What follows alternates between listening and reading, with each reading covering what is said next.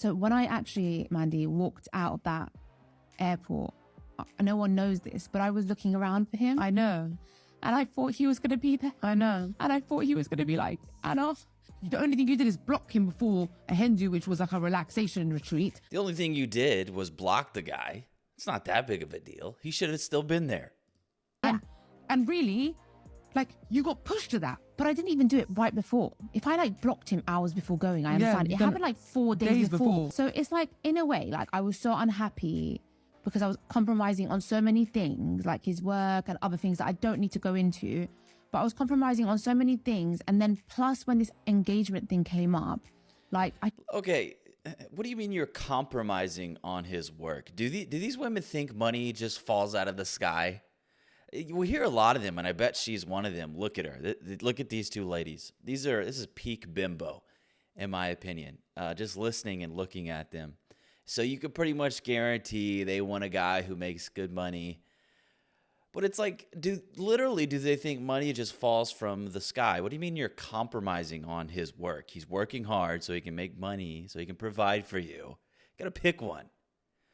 I don't understand this. Men don't get to be OF models where they put in, 10 minutes of work a day, spread their cheeks, take a picture and post and make money. Men have to work for their money. They have to work very hard for their money. And it's just every time these women want to dictate how much you work. No, you're working too much. No, you're not working enough. No, you're playing too many video games. No, you're not making enough money. You're making too little. Make more. Work less. Compromise. I'm compromising. Oh, I blocked you. Why weren't you at the airport? Even though I blocked you and went on a girls' trip. It's another thing that I have to compromise on. I don't want to, yeah? I'm unhappy. So I ended it in a way of like, I was hoping in the back of my head that he will come back and be like, I love you so much that let's work this out. That's love, right? Yeah, I thought he was going to be at the airport with a bouquet of flowers. I thought he was going to turn up with my mom's with flowers on the first day we got back. Because friends I really thought like the love that he had for me, like, was so much and so strong that he would fight for me. And put his pride and ego aside. Yeah. His pride and ego aside. Who's the one really here with the pride and ego? You blocked the guy. You're talking about how much he loves you. You expect him to be at the airport waiting for you with flowers. Imagine how he feels. The woman he loves blocked him. I mean, how stupid do you have to be? You blocked him. You don't think that's like gonna hurt his feelings? What the fuck? Jesus, man. Don't. This was really hard to watch. A lot of people who don't play video games don't quite get it. Oh, it's just a game, just shut it off, it's not a big deal. For a lot of people, it's a stress reliever, it's how they relax, and they put a lot of hours building their characters, their games, their setups. They put hours of their life into these games. And it's more than just a game to them. Losing all that progress, for what? Because you're mad at them? Because you want attention? Really? You can't say, hey, I want to spend some time with you when you're done with your round or your match. Could you come hang out with me? Yeah, a lot of these women have a very big problem with men in video games. They really don't like it, mainly because it takes their attention away from the woman. It gives them a healthy outlet to, disconnect and I guess kind of, recenter, if you will. And yeah, it's just a fun thing that guys enjoy doing. But so many of these women have a massive issue with it. There's a video a couple days ago that I created and reacted to. And this woman tried to go to this man when he was playing video games and tried to have a very serious talk about her being unhappy in her marriage.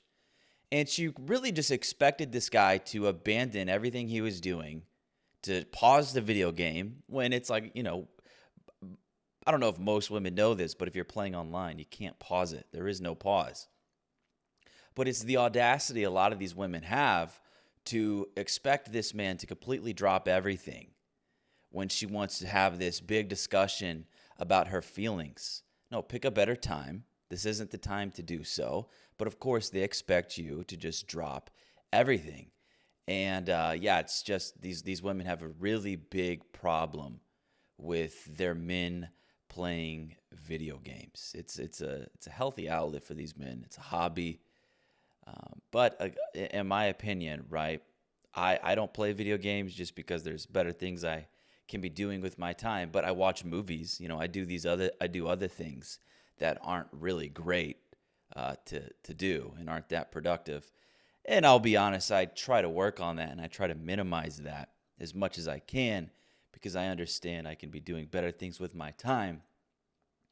But yeah, it's very disrespectful the way a lot of these women approach these men who just want to do things with their time. They want to relax, cool down, and take a break from work. Look, most people work 9 to 5s, and that's fine. Most people are going to have to do that to keep society going, right? So when they come home, they want to do things with their time that they really, really enjoy. And for a lot of men, it is playing video games. And it's funny to me how much women have a big issue with that. And then they do stupid shit like this when this guy's probably, I don't know, who knows what game he's playing, but you just turn it off. No, that's extremely disrespectful. And some of these women behave like children when they do shit like this. This is a childish thing to do. No doubt about it. One more person says to me, don't worry, it'll happen when you least expect it. I have no expectations anymore, none. All I expect is trauma and lessons. And yet again, I've learned another lesson. Why is it that the dating game is so hard nowadays at this point in my life? I'm 27 in October. I feel like no one is really clear about their intentions, or they think they're clear and then they're just not. They're as clear as mud. People say that they want something serious and then they get scared.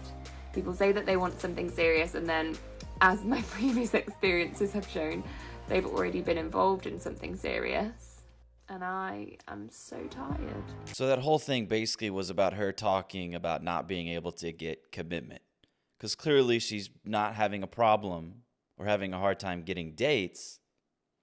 It's just that these guys don't want to commit, right? So she's getting pumped and dumped a lot of the times. She's not getting commitment from the men she wants commitment from. I don't really. Again, it's like, to me, I genuinely believe it's very easy for these women to date. They have it made on these dating apps. How are you guys this bad at it, right? You can get on dating apps and get an abundance of men, but that's the problem for them. It's like they can't figure out how to screen these men, and they can't accurately assess their sexual market value. So they have a very hard time finding men who will actually take them seriously. So yes, for them, it's very easy to get dates. It's very easy to get leads. There's just a flaw within them when it comes to accurately assessing their sexual market value and finding a man who will actually give them commitment. They're just really bad at mate selection. Okay, I filmed this like 3 times and I keep like deleting it. I want to be like real with a lot of people because I hope, like, on my comments and a lot of my videos, a lot of people are like, how are you doing so good? Like, how do you handle everything? And it's like, honestly, day by day, how do you like handle your divorce so good? Day by day. We're almost there. We're almost done. And it's like 90% there. The paperwork's like almost done. But like today, for example, he's like, hey, can you sign the papers? Like, they're ready at 5. And I'm like, okay, well, I need to read through them. Also, like, I just need a minute. It's hard. The marriage was not good. I know that. He was not good for me. He wasn't never gonna be what I needed him to be. And so it's good that it's happening, but it's still a very sad chapter, and I think it's okay to like feel those feelings and like even though if it wasn't good, it's my life that I thought I was gonna have with somebody and for my son. And so this is what divorce looks like. To me, it's always staggering the amount of divorce content out there, the amount of women like her going online, treating their cell phone as like a virtual therapist And she says this guy is not, was never going to be the man she needed him to be, even though he was man enough to impregnate her, even though he was man enough to get married to him. It's silly. Sounds like she has this delusional fantasy of what she thinks this man or any man should be who she gets married to. Not really sure where this comes from. Maybe propaganda, maybe movies, maybe her friends insisting he's not man enough. He's not a real man. Maybe her friends and family telling her she can do better, she deserves better. And it's very selfish, of course, and that's nothing new with these modern women, but she says he's not good enough for me, not a man enough for me, so therefore I'm going to punish my son for this, for my selfish expectation, and I'm going to split up our family. Great. Many such cases. I literally just got divorced. I'm done.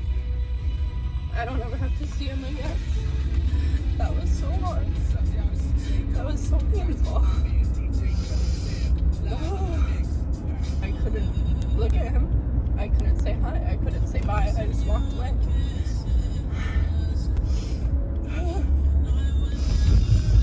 The person that I loved the most in this entire world. The person I loved most in this entire world, That was it. That's how the story ends. I loved him with everything that I was. And now it's done. Oh God, I'm fucking broken, man. I fucking hurt.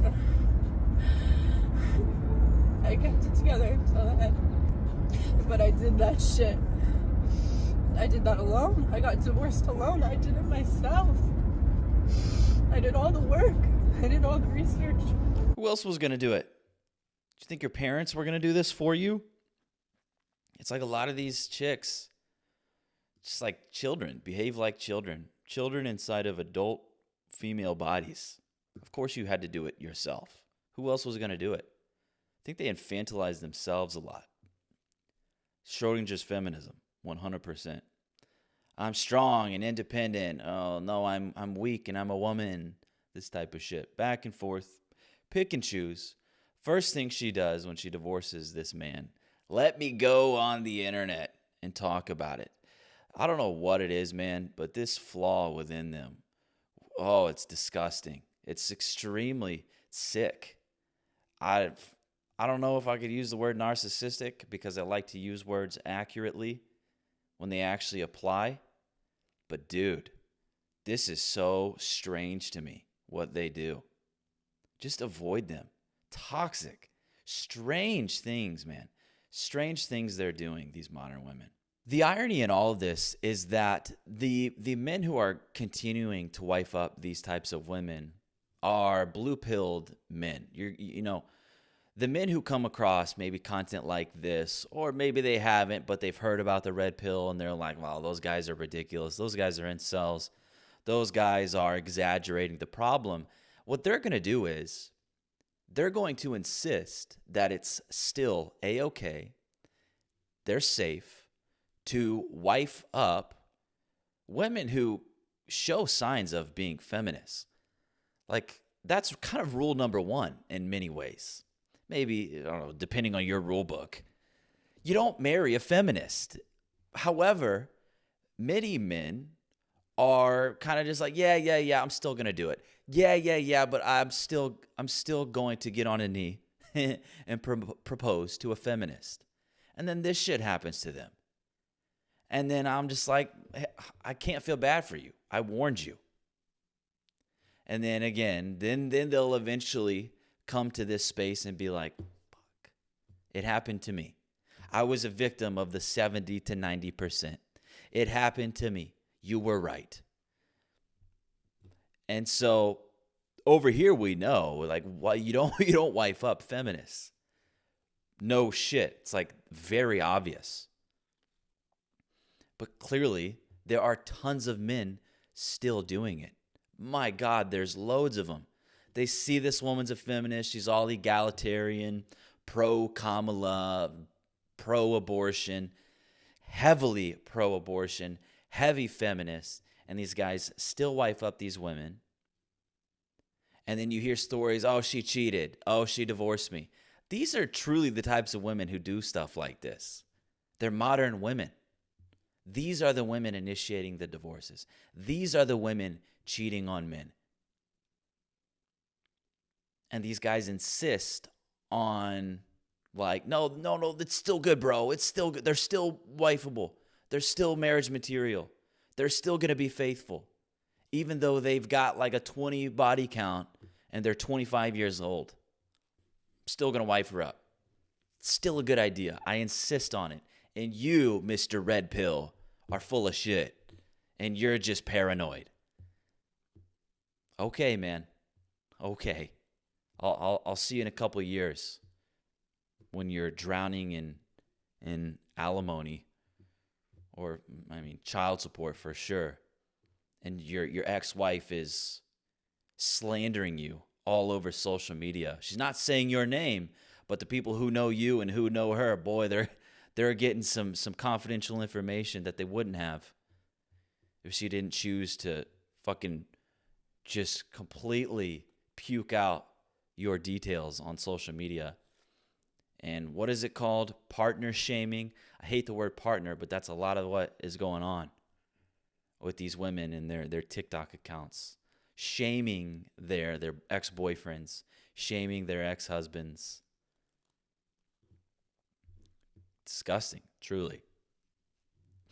But anyways, I'm going to leave the video there. If you could, leave a subscription and a like, and I'll see you later. Bye-bye.